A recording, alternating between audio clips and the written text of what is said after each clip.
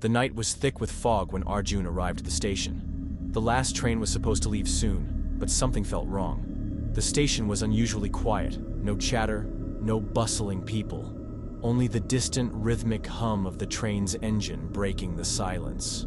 He rushed to the platform, a mix of anxiety and exhaustion pushing him forward. The train was waiting, its lights dim, casting a sickly yellow glow over the empty platform. He stepped inside, the doors closing behind him with an unsettling hiss. As he took a seat, he realized there were no other passengers. The train felt abandoned, like a forgotten relic. Still, the journey had to continue. The train pulled away from the station, its wheels grinding against the tracks. Arjun peered out the window, but all he could see was darkness.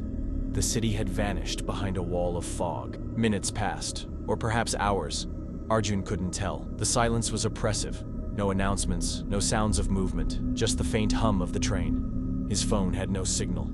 He glanced around, but the other carriages were empty. His breath fogged up the window as he exhaled sharply, a chill creeping into the air. A sudden jolt shook the train, pulling him from his thoughts. He stood up, instinctively gripping the pole. As he moved down the corridor, a strange unease washed over him. The stillness felt wrong, too deep.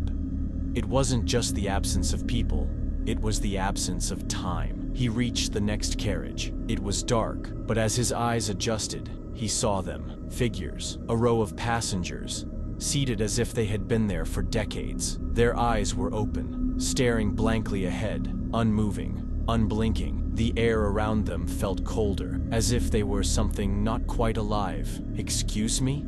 Arjun asked, his voice trembling. There was no response. He stepped closer to the nearest figure, a man with pale, sickly skin. "You shouldn't be here," the man said suddenly, his voice low, rasping. His eyes never left the darkness outside the window. Arjun took a step back, his heart racing. "What do you mean?" "I'm just trying to get home." The man didn't answer. His mouth stretched into a grim, empty smile. Arjun could feel the weight of his gaze, the way it seemed to freeze the air around him. He turned quickly and returned to his seat, but the unsettling feeling remained. The train moved on, but it felt as though it was stuck in time, moving without direction, without end. The train lurched again, more violently this time. Arjun grabbed the armrest, his knuckles white. He stood up and walked toward the front of the train, but the hallway seemed to stretch on forever. As he walked, the sense of isolation deepened. There were no stops, no change in the scenery outside, just an unending stretch of darkness. He glanced back, but the figures in the other carriages were gone. The train was empty again, as if the passengers had never been there at all. A low creaking sound echoed through the train, followed by a sudden, oppressive silence. Arjun turned to see the windows, no longer reflecting his face, but a pitch-black void that stretched on infinitely. The train began to slow, the wheels screeching in protest. Arjun's pulse quickened. He rushed to the nearest door, desperate to escape, but it wouldn't open. The metal felt cold, as if it were alive, resisting his touch. He stumbled back, panic rising in his chest. The air was suffocating, thick with an oppressive, invisible force. In the distance, he thought he saw lights flickering, flashes of movement.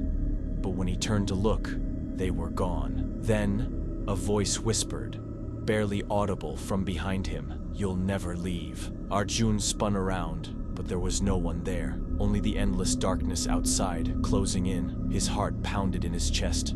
The train had no end, no destination. The wheels of the train began to grind once more, an unceasing rhythm. The lights flickered again, and Arjun understood. He was never going home. Not from this train.